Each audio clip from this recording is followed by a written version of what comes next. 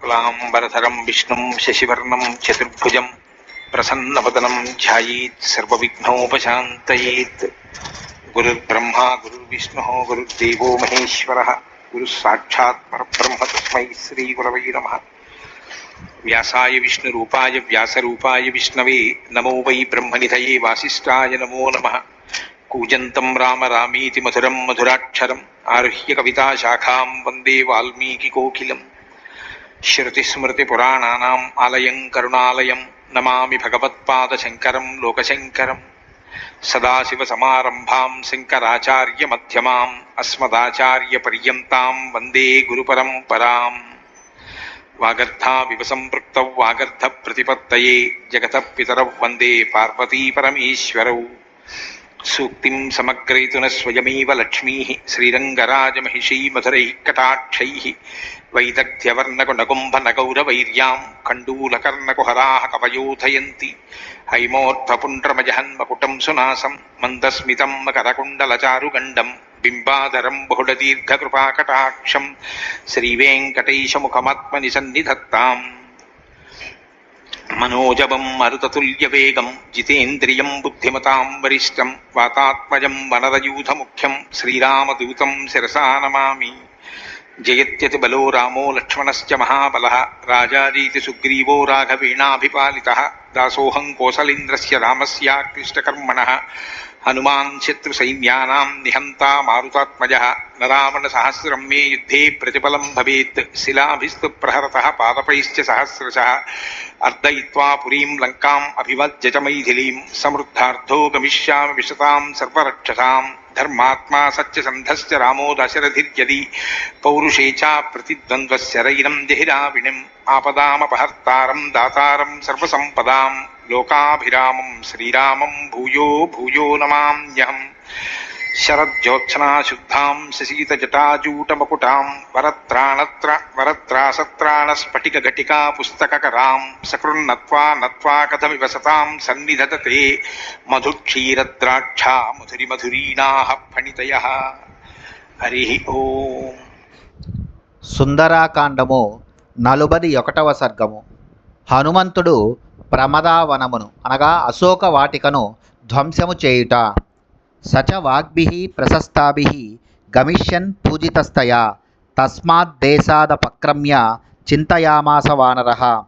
సీతాదేవి తన కడ సెలవు తీసుకొని వెళ్ళబోచున్న హనుమంతుని ఎడ పూజ్యభావముతో కృతజ్ఞతాపూర్వకముగా ఆయనను కొనియాడెను. పిమ్మట ఆ వానరోత్తముడు ఆ ప్రదేశము నుండి కొంత దవ్వరిగి ఇట్లు ఆలోచింపసాగెను.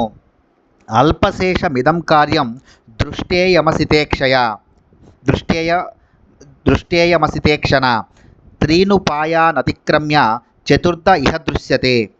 సీతాదేవిని దర్శించుట అను ఒక కార్యము ముగిసినది, ఇంకనూ చేయవలసిన కార్యము కొంచెము మిగిలి ఉన్నది. చతురుపాయములలో మొదటి మూడింటిని సామ దాన భేదోపాయములను ప్రక్కనబెట్టి నాల్గవదియగు దండోపాయమును మాత్రమే ఆశ్రయించుట యుక్తమని తోచుచున్నది. న సామ రక్షస్సు గుణాయ కల్పతే న దానమర్థోపచితేషు యుజ్యతే న భేద సాధ్య బలదర్పితా జనా పరాక్రమస్త్వేవ మమేహ రోచతే. రాక్షసుల కడ సామోపాయము పనిచేయదు, ధనమధాంధుల ఎడ దానము నిష్ప్రయోజనము, బలగర్వితుల విషయమున భేదోపాయమునకు తావులేదు, ఇంకా నా పరాక్రమమునకు పని చెప్పుటయే సమంజసము. నచాస్య కార్యస్య పరాక్రమాదృతే వినిశ్చయః కశ్చిదిహోపపద్యతే హతప్రవీరా హి రణే హి రాక్షసాః కదంచిదీయుర్యదిహాద్య మార్ధవం. ఇప్పుడు ఈ కార్యమునందు పరాక్రమమును చూపుటయే సరియైన ఉపాయమని నా నిశ్చితాభిప్రాయము. ఏలనన ప్రముఖులైన రాక్షస యోధులెల్లరూ రణరంగమున హతులైనచో మిగిలిన వారు ఏదో ఒక విధముగా సులభముగానే చల్లబడుదురు. కార్యే కర్మని నిర్దిష్టే యో బహూన్యపి సాధయేత్ పూర్వకార్య విరోధేన స కార్యం కర్తుమర్హతి. అప్పగింపబడిన కార్యమును సాధించి దానికి భంగము వాటిల్లకుండా మరి ఎన్ని కార్యములనైనా సాధింపవచ్చును. అట్టివాడే నిజముగా కార్యదక్షుడు. నా హేక సాధకో హేతు స్వల్పస్యాపీహ కర్మణః యో హ్యర్థం బహుదా వేద స సమర్థోర్థ సాధనే. కార్యమదెంత స్వల్పమైనదైనను దానిని సాధించుటకు పెక్కు ఉపాయములుండును. వాటినన్నింటినీ ఎరింగినవాడే యథార్థముగా కార్యసమర్థుడు. ఇహైవ తావత్ కృతనిశ్చయో హ్యహం యది వ్రజేయం ప్లవగేశ్వరాలయం పరాత్మ సమ్మర్ద విశేష తత్వవిత్ తతఃకృతం స్యాన్ మమ భర్తృశాసనం. నేను ఇక్కడనే శత్రు బలములకును మనవారి బలములకును యుద్ధ నైపుణ్యమునందలి తారతమ్యములను బాగుగా తెలుసుకొనుట యుక్తము. పిమ్మట కృతనిశ్చయుడనై సుగ్రీవుని కడకు వెళ్ళినచో అప్పుడు ప్రభు శాసనమును చక్కగా నెరవేర్చిన వాడనగుదును. కథంను కల్వద్య భవేత్ సుఖాగతం ప్రసహ్య యుద్ధం మమ రాక్షసై సహా తథైవ కల్వాత్మ బలం చ సారవత్ సమ్మానయేన్మాం చ రణే దశాననః. ఇప్పుడు నాకు రాక్షసులతో తీవ్రమైన యుద్ధము సులభముగా సంభవించినట్లు చూడవలెను. అప్పుడే రావణుడు యుద్ధమున తన వారి బలమును నా బలమును వాస్తవముగా తెలుసుకొనగలడు. తతస్సమాసాద్య రణే దశాననం స మంత్రివర్గం సబల ప్రయాయినం హృది స్థితం తస్య మతం బలం చ వై సుఖేన మత్వాహ మిత పునర్వ్రజే. కావున రావణుని వాని మంత్రులను సైన్యమును అనుచరులను యుద్ధమున ఎదుర్కొని వాని శక్తి సామర్థ్యములను మనస్సులోని ఆలోచనలను బాగుగా ఎరింగి తృప్తిగా తిరిగి వెళ్ళెదను. ఇదమస్య నృశంసస్య నందనోపమముత్తమం వనం నేత్ర మనఃకాంతం నానాద్రుమలతాయుతం. క్రూరుడైన రావణుని యొక్క ఈ అశోకవనము శ్రేష్టమైనది, నందనవనముతో సమానమైనది. బహువిధములైన చక్కని వృక్షములతోడను లతలతోడను కూడి నయనానందకరముగా మనోజ్ఞముగానున్నది. ఇదం విధ్వంస ఇష్యామి శుష్కం వనమివానలః అస్మిన్ భగ్నే తతఃకోపం కరిష్యతి దశాననః. ఎండిపోయిన వనమును అగ్ని భస్మమునర్చినట్లు నేను ఈ వనమును ధ్వంసము చేసేదను. ఇది పాడైపోయిన వార్తను విన్న వెంటనే దశాననుడు కుపితుడగును. తతో మహత్స్వాస్వ మహారథద్వీపం బలం సమాదేక్ష్యతి రాక్షసాధిపః త్రిశూల కాలయస పట్టిసాయుధం తతో మహద్యుద్ధమిదం భవిష్యతి. పిమ్మట అశ్వములతోనూ రథములతోనూ ఏనుగులతోనూ త్రిశూలములు నల్లని ఇనుప పట్టిసములు మొదలగు ఆయుధములను ధరించిన కాల్బలములతోనూ కూడిన గొప్ప సైన్యములను రావణుడు ఇచ్చటికి పంపును. అప్పుడు ఒక మహాయుద్ధము జరుగును. అహంతు తై సంయతి చండ విక్రమై సమేత్య రక్షోభిర సహ్య విక్రమ నిహత్య తద్రావణ చోదితం బలం సుఖం గమిష్యామి కపీశ్వరాలయం. తీక్షణమైన పరాక్రమము గల ఆ రాక్షస యోధులతో రణరంగమున నేను ఎదురులేని ప్రతాపముతో పోరాడి ఆ రావణ ప్రేరిత బలములను హతమార్చి హాయిగా సుగ్రీవుని సన్నిధికి చేరగలను. తతో మారుతవత్ క్రుద్ధో మారుతిర్భీమ విక్రమ ఊరు వేగేన మహత ధ్రుమాన్ క్షేప్తు మధారభత్. అనంతరము తీవ్రమైన పరాక్రమము గల మారుతి విజృంభించిన వాడై పెనుగాలి వలె అత్యంత వేగముతో బలముగా వృక్షములను పెకలించి వేయనారంభించెను.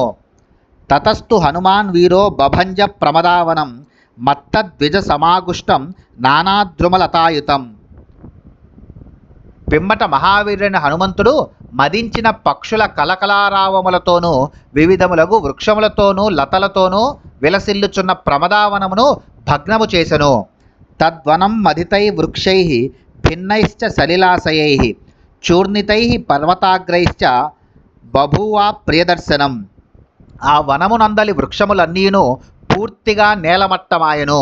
సరస్సులు పాడైపోయెను. క్రీడా పర్వతములన్నీయును నుగ్గునుగ్గాయను. అప్పుడా వనము ప్రాణములేని దేహము వలె శోభావిహీనమయ్యను.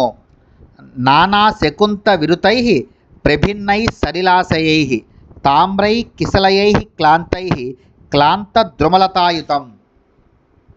నా బభౌ తద్వనం తత్ర దావానల హతం యథా వ్యాకులా వరణారేజు విహ్వలా యువతాలతాః. ఆ అశోకవనము కలవరపాటునకు లోనైన వివిధములగు పక్షుల వికృత ధ్వనులతో నిండిపోయెను. అతడి జలాశయములు చిన్నాభిన్నములాయెను. ఎర్రని చిగుళ్ళు వాడిపోయెను. వృక్షములు లతలు నేలకూలెను. కారు చిచ్చుచే బుగ్గి అయిపోయినట్లు ఆ వనము నిస్తేజమాయెను.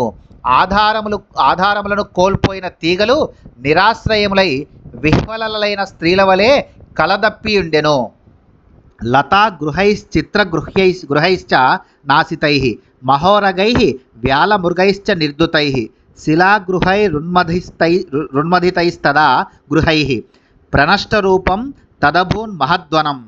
హనుమంతుడు విజృంభించుటచే తత్ప్రభావమున ఆ వనమునందలి పొదరిండ్లు చిత్రశాలలు అతలాకుతలములాయెను. అందలి మహాసర్పములు పెద్ద పులులు మొదలగు క్రూర జంతువులు ఆర్తధ్వనులు చేయసాగెను. క్రీడాపర్వత గుహలు ఇతర గృహములు పూర్తిగా దెబ్బతినెను. ఈ కారణముగా ఆ సుందరవనము తన పూర్వ వైభవమును పూర్తిగా కోల్పోయెను. సా విహ్వలా శోకలతాప్రతాన వనస్థలీ శోకలతాప్రతాన జాతా దశాస్య ప్రమదావనస్య కపేర్బలాద్ది ప్రమదావనస్య. సీతాదేవిని ఆదుకొనుటకై వచ్చిన కపీశ్వరుని బల ప్రభావముచే రావణుని అంతఃపుర కాంతల విహారార్థమై ఏర్పడిన అశోక లతా సమూహములతో కలకలలాడు ఆ వనప్రదేశము శోకమున మునింగిన స్త్రీలతో కూడినదై నిస్తేజమై ఒప్పెను. స తస్య కృత్వార్థ పతేర్మహాకపి మహాద్వ్యలీకం మనసో మహాత్మనః